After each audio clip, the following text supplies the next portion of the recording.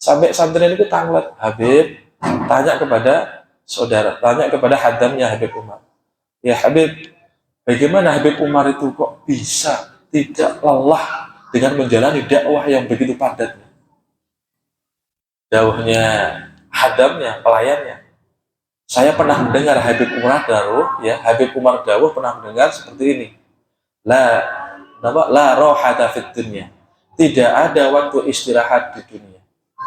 Dan itu ditaukiti dan ditegaskan oleh guru saya yang ada di pondok sebelah kiri di sana, menyatakan bahwasanya ar-rohah fil akhirah, ar-rohah fil jannah.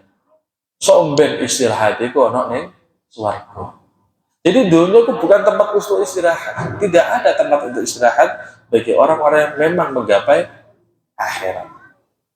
Maksudnya dunia ini buatan tempat wong layeh-layeh, layeh-layeh dalam hal agama, dalam hal ibadah. Wajib tuliman ayukana bid dunya wa zawaliha kaifa yatma'inna ilaiha.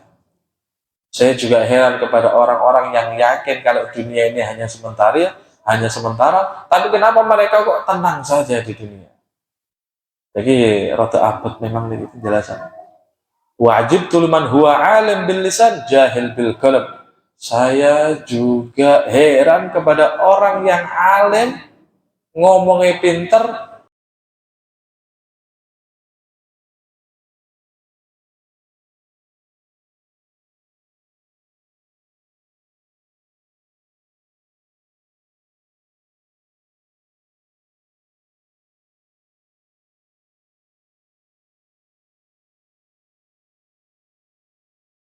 Bismillahirrahmanirrahim.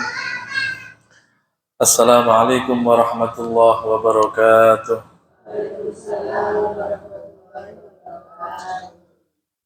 Bismillahirrahmanirrahim. La hadratin Nabi Mustafa Sayyidina Muhammadin sallallahu alaihi wasallam wa ala alihi wa azwajihi wa auladihi wa dhurriyyatihi wa sahabatihi.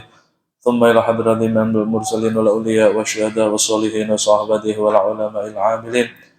والمصنف المخلصين جميع الملائكة المقربين وخصوصا صاحب الجنة المشيخ وخصوصا نبينا ومهدنا وجدادنا وجدادنا ومشيخنا ومعلمنا بخصوص الإمام الغزالي وبالخصوص خصوصا المرحوم أبا حجي يلياندا أن الله في لهم يرحمهم ويعلي درجاتهم في الجنة وينفعنا بأسرارهم أنوارهم وعلومهم ونفعاتهم الدين والدنيا والآخرة وإلى حضرة النبي المصطفى سيدنا محمد صلى الله عليه وسلم. الفاتحة. أعوذ بالله من الشيطان الرجيم. الحمد لله رب العالمين الرحمن الرحيم إياك نستعين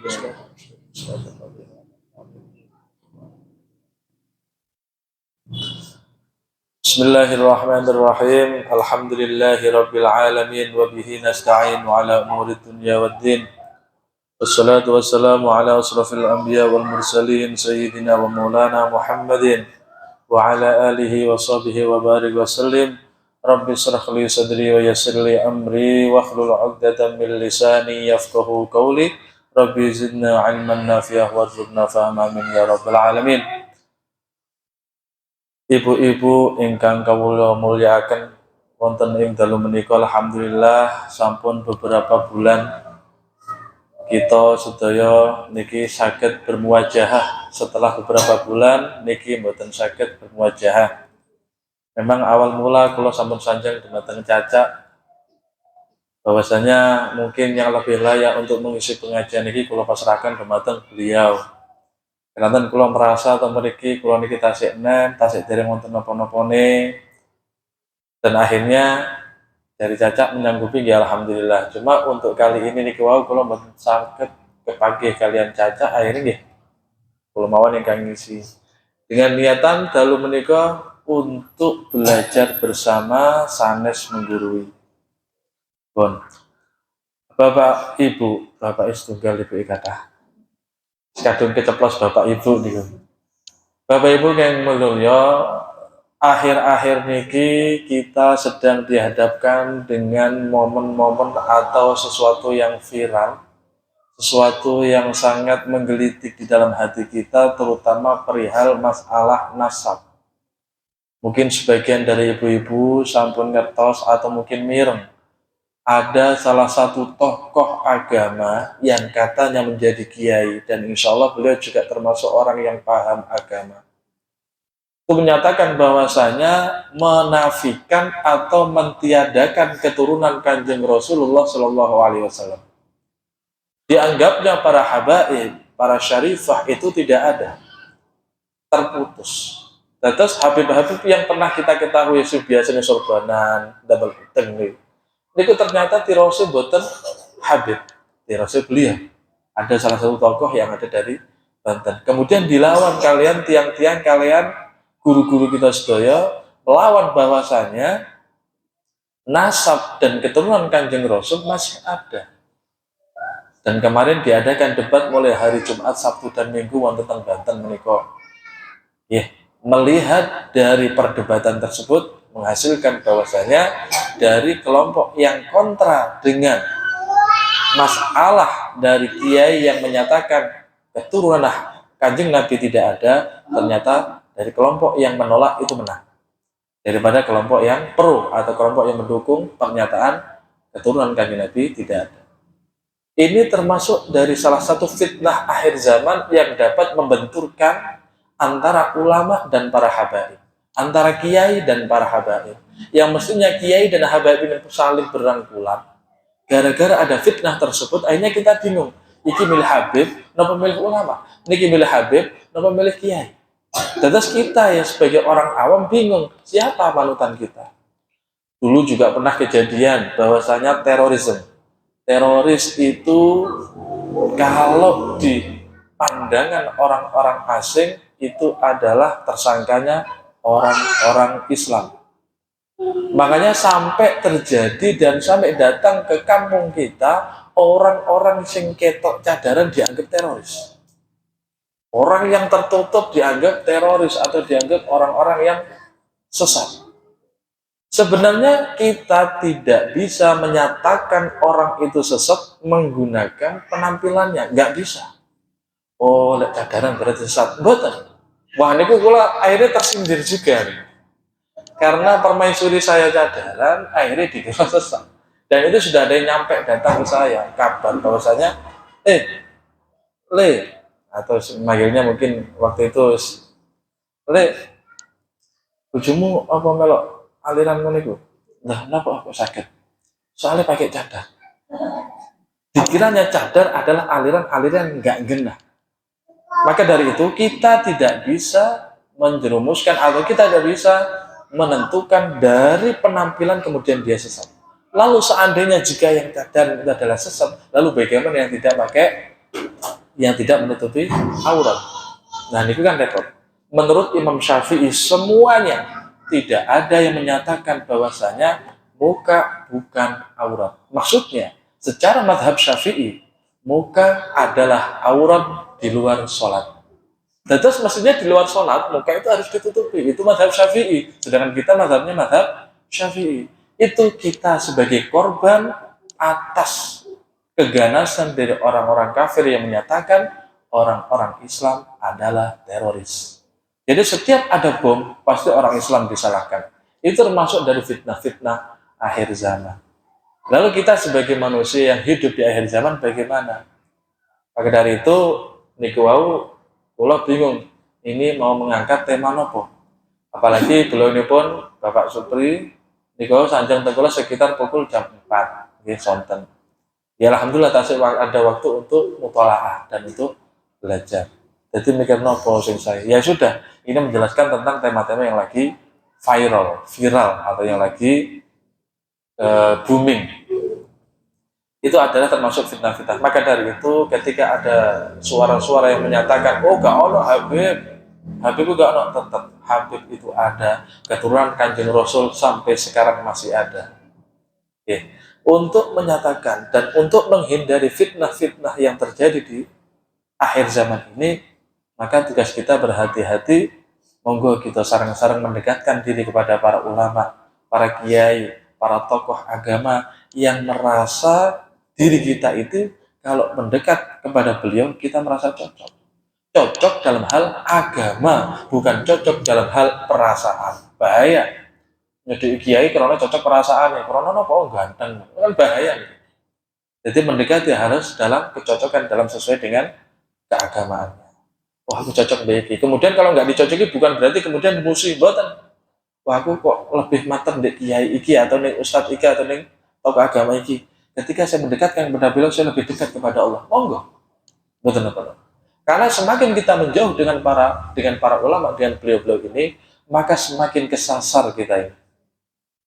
Terus sampai kita tidak bisa membedakan mana yang baik dan mana yang buruk. Dan kemaksiatan-kemaksiatan yang dianggapnya sebagai dosa besar sudah dianggap biasa. Dan itu contohnya kata. Contoh halnya seperti pacaran. Itu dari anak-anak muda sekarang itu dianggap biasa. Bahkan ada anak yang tidak pacaran, itu malah gengsi. Ganti pacar, ganti pacar. Oh ya apa ganti pacar? Itu gengsi. Nah, lebih parahnya lagi, orang tua ini malah mendukung anaknya pacaran. Alasannya adalah ta'arufan, biar ngerti kancane, biar ngerti calonnya. Kalau ngerti kan soalnya kita sudah akad, biar tahu bagaimana cara bertindak. Dan itu sepertinya menurut saya tidak cocok. Karena apa? Karena orang-orang dahulu kalau seandainya memang benar harus ta'aruf menggunakan pacaran dulu, mestinya tingkat perceraian sekarang lebih sedikit daripada tingkat perceraian di masa lalu. Sedangkan masa lalu pernikahannya tanpa pacaran, murah duduk nih tadi. Jadi kalau dawuhnya Sayyid Al-Habib Umar bin Hafidh, terus dalam soal pernikahan dengan cinta, tapi harus dengan iman. Sebab kalau dengan cinta itu pasti ada alasannya. Kenapa kok cinta? Entah itu karena good lookingnya, entah karena itu zahirnya, entah itu karena apanya. Ketika sesuatu yang dicintai itu kemudian hilang, apakah dia masih cinta? Akhirnya ngotot. Nah, itu salah satu contoh dari pacaran. Kemudian minum minuman keras. Ketika saya bertanya kepada teman-teman dan kepada teman-teman yang masih nom-noman itu, kalau tangerti, awam mau apa kok ngopi-ngopian? Ben ketok ya apa? Melo arek-arek. Lalu terus legak melok koyo jadi kurang apa, loyalitasnya kurang. Kemudian dianggapnya tidak kompak. Terus awakmu sing ketagihan piye? Ben gaya. Ini kan sebuah pemahaman yang harus diluruskan. Sebagai seorang pemuda memang harus dirangkul. Ini kebetulan sakit kemudian dibiarkan. Maksiat dianggapnya sebuah kelakuan atau perilaku yang dianggap benar dan dibanggakan. Ini bahaya. Ini sampun akhir zaman, apalagi maksiat tidak harus keluar rumah. Di dalam rumah sudah banyak maksiat. Dulu TV, sekarang sudah banyak HP. Maksiat HP itu, kalau dawuhnya Habib Umar, HP itu bagaikan pisau. Kalau kita menggunakan dengan benar, maka ada manfaatnya. Kalau kita menggunakan dengan salah, maka akan melukai kita sendiri. Ini HP. Ampun. Membahas masalah akhir zaman, kemudian tujuan kita di hidup ini apa, maka dari itu ini ada penjelasan dari kitab karangannya Al-Imam Al-Ghazali, kitab Al-Mawa'id. Di sini kitab diambil dari hadis qudsi. Hadis qudsi ini apa? Hadis qudsi ini adalah kumpulan dari firman-firman Allah yang bukan Al-Quran. Terus hadis qudsi memang dari Allah kemudian disampaikan oleh Rasulullah. Ini langsung dari Allah, bukan dawuhnya Rasulullah, tapi dawuhnya Allah, cuma beda yang tidak termaktub dalam Al-Quran. Ini wonten al-mau'izatul ula, yaitu mau'izah yang pertama. Yaqulullahu ta'ala, Allah berfirman, ya bena Adam, hei anak Adam. Berarti siapa? Manusia. Ajibutu liman aikona bil mauti kaifa yafrah. Aku ngumun neng anak Adam iki. Gumun ku apa? Aikona bil maut, mereka itu yakin bakal mati, tapi kaifa yafrah. Kok iso wong-wong kok bahagia urip? Uripe bahagia, gak mikir sok ben mati nih kaya apa, isine seneng-seneng tok, kaya-kaya tok. Aku gawok. Aku gumun kok iso. Padahal ngerti sok ben bakal mati, kok masih tenang-tenang saja di dunia. Wa ajibtu liman aikona bil hisabi kaifa yajma'ul mal. Aku yang gumun mbek wong-wong sing paham, sing yakin bakal ono hisab.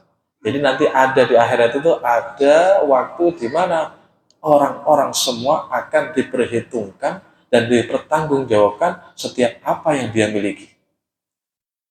Baik itu dalam segi kekayaan atau dalam segi apa yang dia nikmati. Makanya sian itu wonten cerios dados Sayyidina Ali kali Sayyidatuna Fatimah dalam keadaan kelaparan. Sayyidina Ali mantun keluar, kemudian datang ke rumah menanyakan kepada istrinya, "Wahai istriku, apakah ada makanan di rumah?" Katanya Sayyidatuna Fatimah, "Ada makanan, hanya separuh roti, ini nanti untuk Sayyidina Hasan dan Sayyidina Husain." Jadi ada separuh roti dan itu masih dibagi dua lagi untuk putranya, Sayyid Hasan dan Sayyid Husain. Oh, berarti kita nggak punya makanan lagi untuk kita buatan. Saya sudah belum makan selama 1 hari 1 malam. Sama katanya Sayyidatuna Fatimah. Akhirnya bingung bagaimana cara makan untuk menahan lapar ini. Kemudian Sayyidatuna Fatimah memberikan masukan kepada suaminya, bagaimana kalau kita pergi ke rumahnya Abah, ke rumahnya Rasulullah. Barangkali di rumah Rasulullah banyak makanan. Karena Rasulullah ini memang kalau secara zahir kelihatan miskin. Tapi hebatnya Rasulullah itu dapat menghidupi, dapat memenuhi kebutuhan-kebutuhan umatnya. Salah satunya adalah umat yang bernama Ahlus Suffah. Kalau dinyatakan Nabi itu miskin, boten.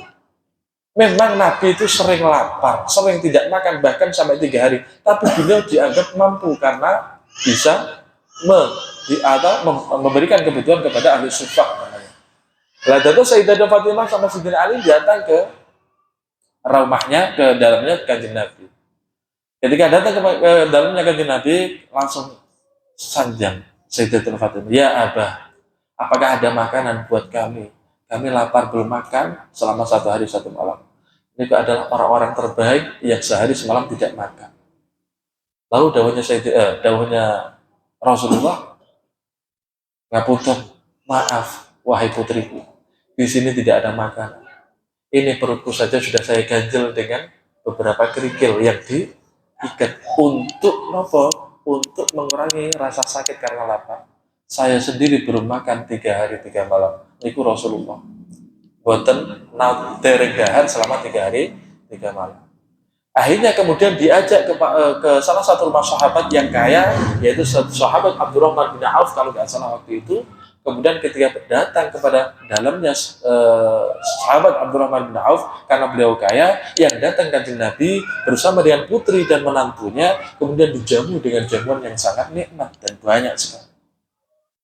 Dan kemudian Nabi mencicipi makanan tersebut dengan mengambil makanan yang biasa-biasa saja, tanpa memakan makanan yang paling nikmat.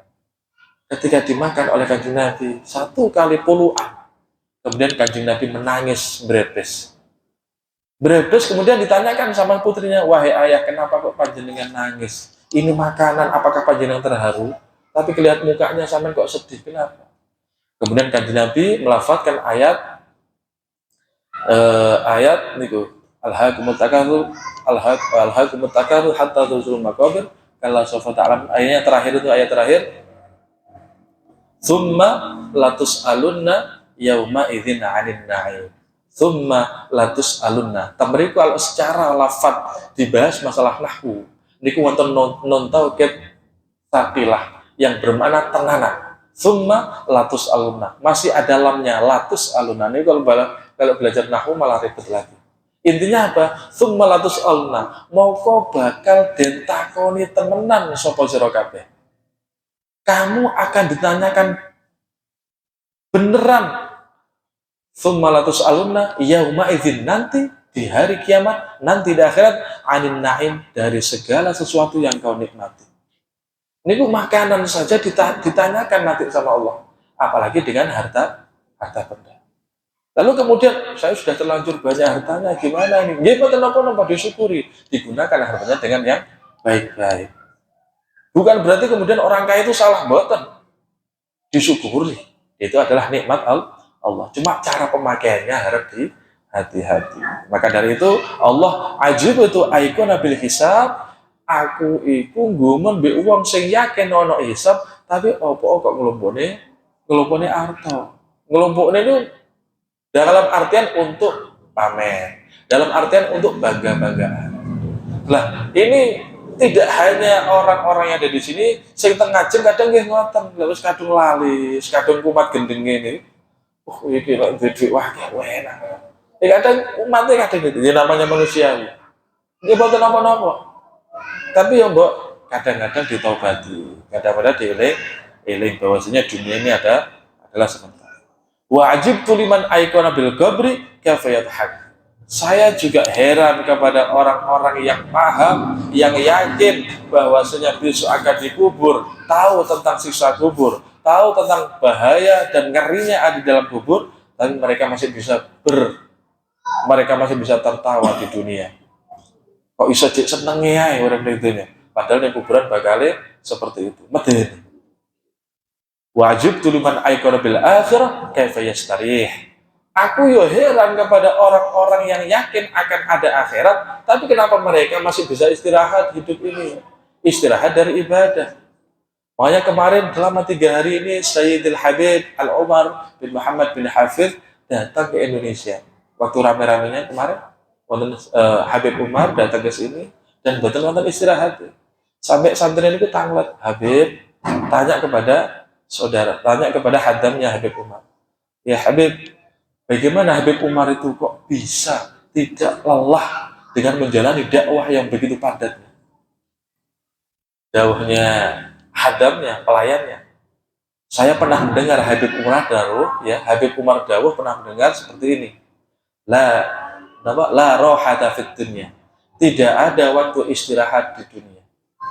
Dan itu ditaukiti dan ditegaskan oleh guru saya yang ada di Pondok sebelah kiri di sana, menyatakan bahwasanya ar-rohah fil akhirah, ar-rohah fil jannah. Somben istirahat itu ono ning swarga. Jadi dunia itu bukan tempat untuk istirahat. Tidak ada tempat untuk istirahat bagi orang-orang yang memang menggapai akhirat. Maksudnya dunia ini bukan tempat yang layeh-layeh, layeh-layeh dalam hal agama, dalam hal ibadah. Wajib tuliman aikana bid dunya wa zawaliha kaifa yatma'inna ilaiha. Saya juga heran kepada orang-orang yang yakin kalau dunia ini hanya sementara, tapi kenapa mereka kok tenang saja di dunia? Jadi rada abot memang ini penjelasan. Wajib tuliman huwa alim bil lisan jahil bil qalb. Saya juga heran kepada orang yang alim, ngomongnya pinter, ya, alim bil lisan tapi jahil bil qalb, tapi dia tidak punya hati. Nah, ini kula nggih khawatir. Makanya ini salah satu alasan saya kenapa saya menghindari untuk mengisi pengajian-pengajian seperti ini sebenarnya. Karena nopo gini ki khawatir iso ngomong ngandani wong koyo ngene ojo ngono ngene ae, tapi awake dhewe gak iso. Niki kan nanti masuk kabur maktan indallah. Wonten ayat al-suci Al-Qur'an, kabur maktan indallah dosa gede. Wong sing iso ngomong kaapian marang wong liya tapi dhewe gak iso nglakoni apik. Dosa. Makanya nggih abot dados tiang-tiang wonten teng ngajeng toko agama nggih abot. Dados pimpinan nggih abot. Mimpin kathah wargane, mimpin kathah umate, kathah jamaah. Sing jamaah siji wonten sing seneng, jamaah sitane mboten seneng. Jadi kalau jadi pemimpin memang kalau mungguhi kula pemimpin itu adalah bukan seorang bos tapi seorang pelayan. Jadi melayani umat kados Kanjeng Nabi. Kanjeng Nabi tidak merasa dirinya sebagai pemimpin, tapi adalah pelayan. Nggih repot juga, makanya lewat pemimpin-pemimpin kok kemudian ada suatu hal yang mungkin kurang baik, nggih dimaklumi mawon. Karena yang dipikirkan adalah banyak sekali. Wajib liman yudhiru bil ma' wa huwa ghairu tahir bil qalb. Saya juga heran kepada mereka yang pinter banget ngresi awake, pinter banget ngapiki awake, tapi gak iso ngapiki atine. Atine jek ana ngersula, jek ana grundel, jek ana nafsu, jek ana amarah, dengki dan lain sebagainya. Tapi kenapa ketika menghias diri kok bagus sekali? Nah, itu wajib liman yastazillu bi uyubin nas wa huwa ghafil an uyubin nafsi. Yang lebih saya herankan lagi adalah manusia-manusia yang bisa melihat, bisa mengoreksi uyub, aib-aib orang lain, kejelekan-kejelekan orang lain, tapi dirinya tidak paham tentang kejelekan dirinya sendiri. Ini biasanya biasanya wonten tentang tiang-tiang engkang kalau dikritik gak senang. Berarti dia gak paham tentang kejelekan pada dirinya sendiri. suka menjelek-jelekan orang lain atau suka mengungkit-ungkit kejelekan orang lain. Yang baik bagaimana? Ya cari introspeksi untuk mencari kejelekan diri sendiri. Dan untuk kejelekan orang lain itu tidak penting bagi kita. Biar itu urusan orang lain itu sendiri. Awaliman ya'lam annallaha ta'ala muttali'u alaihi kaifa ya'sih. Saya juga heran kepada orang yang paham dan yang yakin kalau Allah itu maha melihat, tapi kenapa masih maksiat? Nah, ini akhirnya kita seret kepada kejadian-kejadian yang ada di sekitar kita. Contoh gambarnya ini ngeten. Kita itu kalau melakukan maksiat, lek ketok kancane, lek ketok wong liya isin. Umpamane nyolong, ketok wong wedi. Umpamane gosok atau umpamane ngerasane, ketok wonge isin wedi. Tapi kenapa ketika kita itu paham kalau Allah itu maha melihat dan maha mendengar, kenapa kok kita tidak takut kepada Allah? Sakjane pangerane awake dhewe niku sinten? Jadi Tuhan kita itu siapa? Yang kita takuti itu siapa? Manusia apa pangeran? Hanya kan kula juga kadang seperti itu. Kalau aku di maksiat, lek anak manusia wedi, lek anak manusia bangga maksiat. Padahal Allah melihat. Nah, yang kita takut itu Allah ada atau manusia. Lah itu juga perlu introspeksi.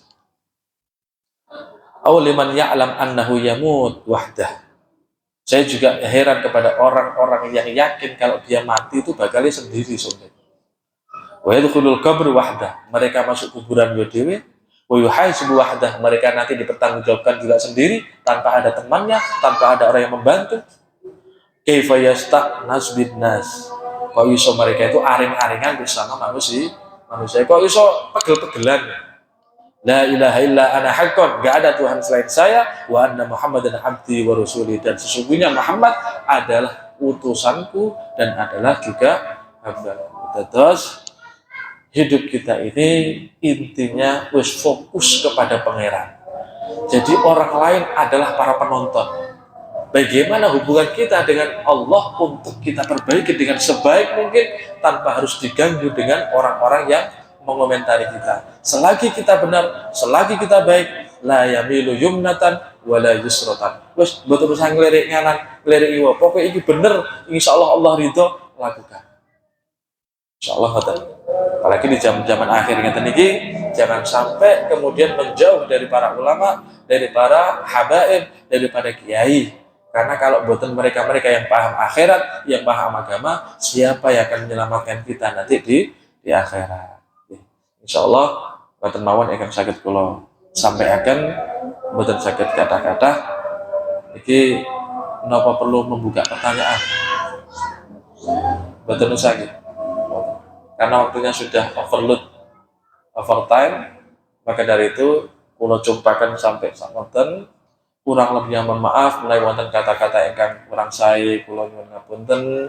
Mugi-mugi dados saene panjenengan kita sedaya ta mriki, mugi-mugi diparing ilmu ingkang manfaat fi din wa dunya wal akhirah. Al-Fatihah. Ya.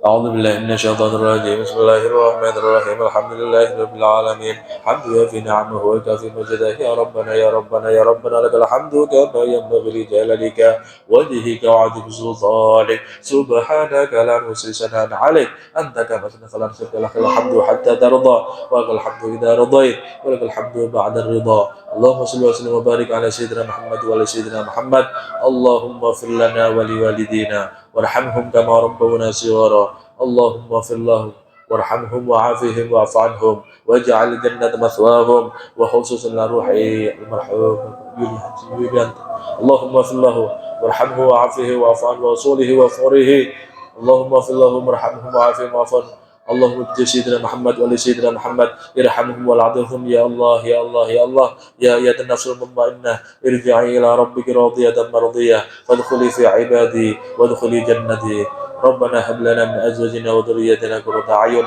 واجعلنا للمتقين اماما ربنا اتنا في الدنيا حسنه وفي الاخره حسنه وقنا عذاب النار صلى الله على سيدنا محمد وعلى اله وصحبه وسلم سبحان ربك رب العزه عما يصفون wa salamun alal mursalin walhamdulillahi rabbil alamin. Al-Fatihah.